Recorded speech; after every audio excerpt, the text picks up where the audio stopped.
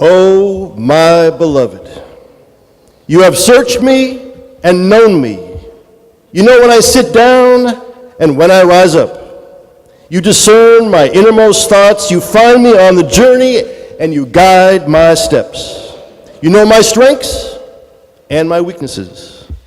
Even before words rise up in prayer low, you have already heard my heart call. You encompass me with love where I go, and your strength is my shield. Such sensitivity is too wonderful for me. It is high. Boundless gratitude is my soul's response.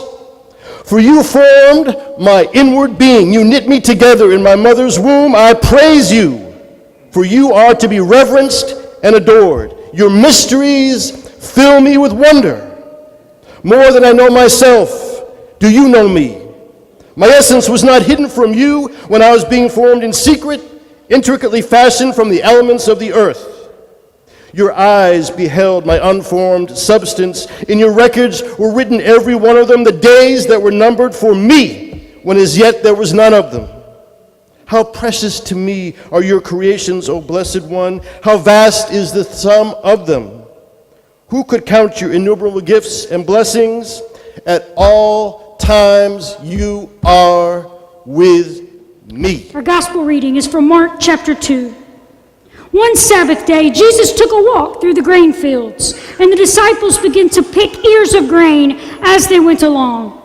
The Pharisees said to Jesus, "Look, why are they doing something on the Sabbath day that is forbidden?" And Jesus replied, "Did you never read what David did in his time of need when he and his followers were hungry? How David went into God's house when Abiathar was high priest and ate the loaves of offering, which only the priests are allowed to eat, and how he also gave some to those with him?" Then Jesus said to them, "The Sabbath was made for people, not people for the Sabbath. That is why the promised one is ruler even of the Sabbath." Returning to the synagogue, Jesus met someone who had a withered hand. Now the religious authorities were watching to see if Jesus would heal the individual on the Sabbath day, as they were hoping for some evidence to use against Jesus. He said to the afflicted one, "Stand and come up front." Then he turned to them and said, "Is it permitted to do a good deed on the Sabbath or an evil one? To preserve life or to destroy it?" At this they remained silent. Jesus looked around at them with anger, for he was deeply grieved that they had closed their hearts so. Then Jesus said to the person, "Stretch out your hand." The other did so, and the hand was perfectly restored.